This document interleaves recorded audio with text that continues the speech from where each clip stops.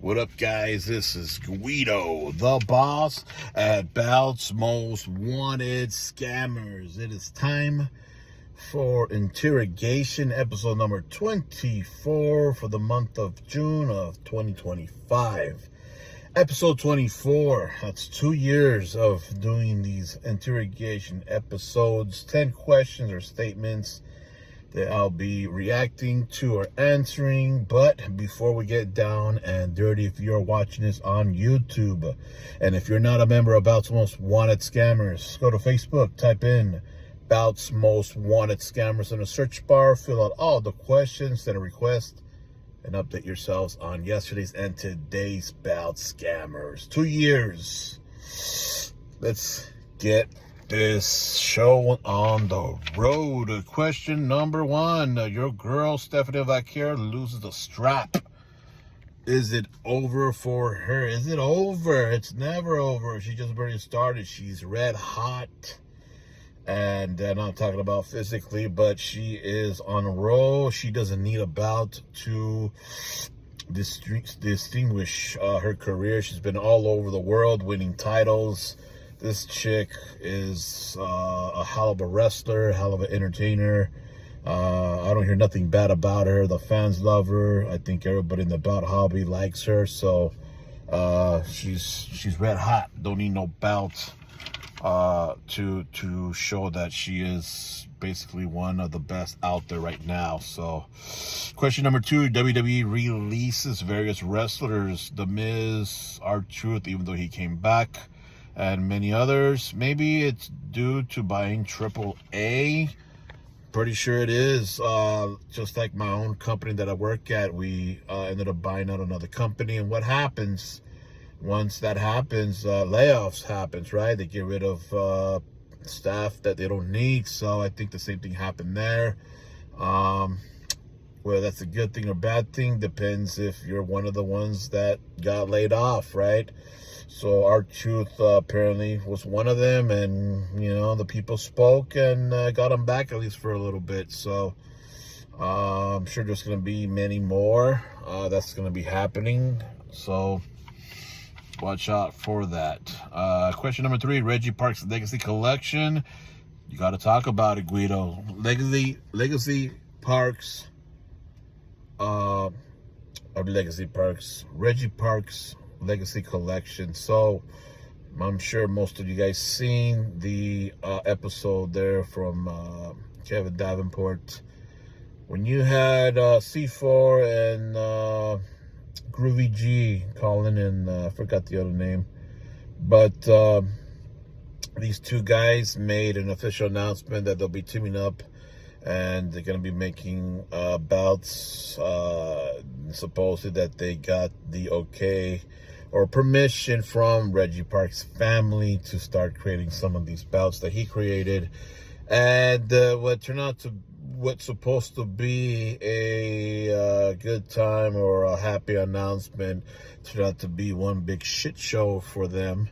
And unfortunately, Davenport ended up getting shitted on as well with this podcast.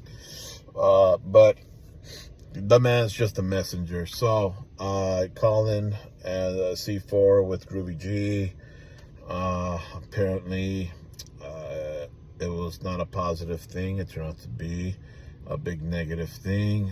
People were asking all kinds of questions that how is it that they were able to get permission from Reggie Parks if he has no family?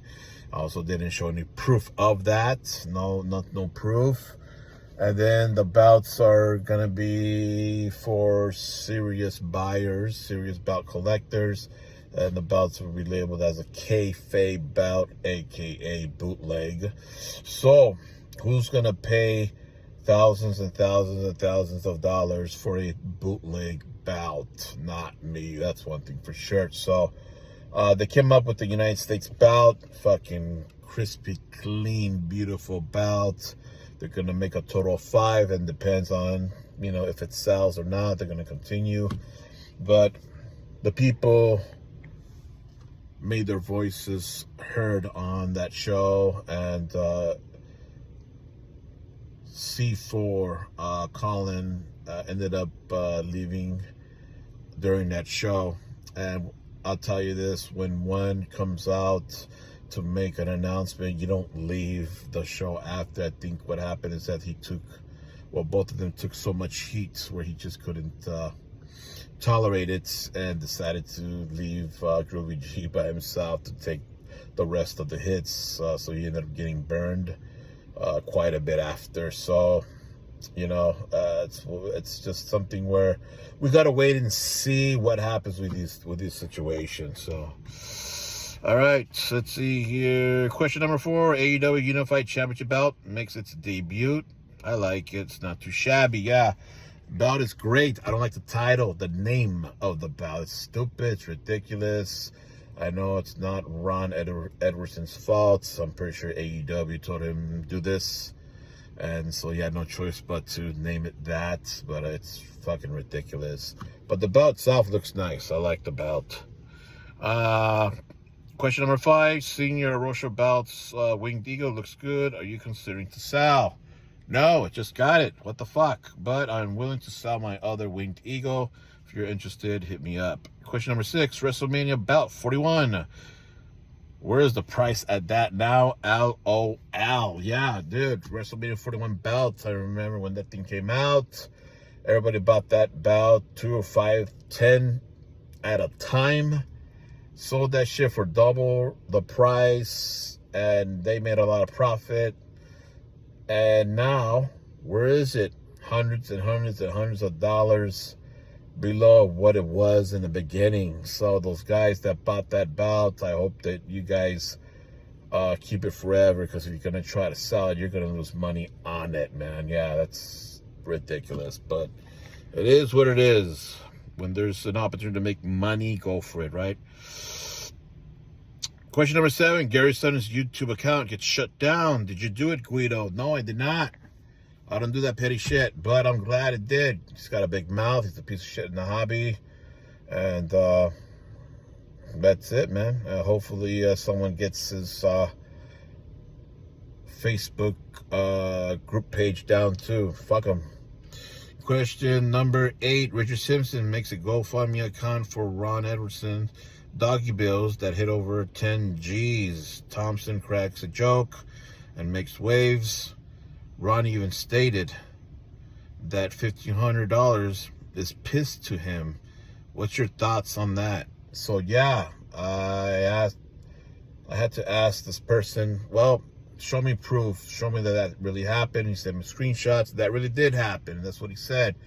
So first off, the dude, he's has his pockets full. He don't need help with money. The man has about several C4's big gold belts, so the man can't afford it. As far as for Ethan Thompson, cracking a joke, well, that's Ethan Thompson. We all know what he does. It is what it is. And apparently got a little bit shit on him for that, but I think that he expected that, And as far as for the statement that $1,500 is pissed to him, if I was one of the ones that donated money towards the balance that was $1,500 in the GoFundMe, I'd be pissed about that, because my money ain't piss. Maybe pissed to him, but to us, that would be giving money to anybody's GoFundMe account. It's kind of fucked up to say. So, that's half of the people like him and half of the people don't. And here you go. Here's another reason why. So, yeah. Question number 9. I seen the file that you made for Tim Vick, and I seen what he told the customers, quote, "They can kiss my ass," unquote. I would think now that he's one of the biggest pieces of shit in the hobby, right? Definitely. Tim Vick, piece of shit. In the beginning, he was one of the guys that was like a legend, I guess, if you will. He's a re-leatherer or restoner, one of those things. I think he does both, or I don't know, something like that. This guy here has people waiting for over a year. One particular customer, he's already got sick and tired of waiting, hit me up. I hit Tim up, and things got nasty. Tim is a part of my group. He knows what I do. And even after that, the customer wanted his belt back and a refund. I told Tim, hey, mail him the belt, like whatever condition it is now, and then give him the money when you got it. And he said no, that he'll get his belt when it's completed, but he doesn't know when he's going to complete it. It's been over a year already. So that's some fucked up shit. Tim Vick blames or makes an excuse that it's mental health and then his kids and et cetera, et cetera. And for me, I mean, that's your own personal life. That's your own personal shit. However, if you're running a business, I am not going to care what happens on why you're behind. I want my belt. I want my money or whatever it is, and I want it now. Whatever happens to you is none of my concern, and I hate to sound like a dick, but I paid for a service, and I want that shit done. You know, that's the way it is. So Tim Vick's a piece of shit now, and he's refusing to give back the belt to the customer, refusing to refund, and don't know when he's going to deliver or complete this belt. And he's not the only one that's been waiting. So watch out for Tim Vick. Stay away from him as possible. All right, guys. Question number 10. EJ Kelly pays some of the money back to the people. Pays some of the money back to the people and rants about it. He also mentions you. What is your thoughts, G? So we all know what's happened with EJ Kelly. Apparently, a couple of people gave him some money, and then took forever paying it back, or was not going to pay it back. I don't know, but they labeled him as a scammer. They're calling him now Twisted Steel, as in STEAL. I asked for evidence on this thing, and still till today, ending of June, I still haven't gotten anything. So that's the reason why he's still not on my list.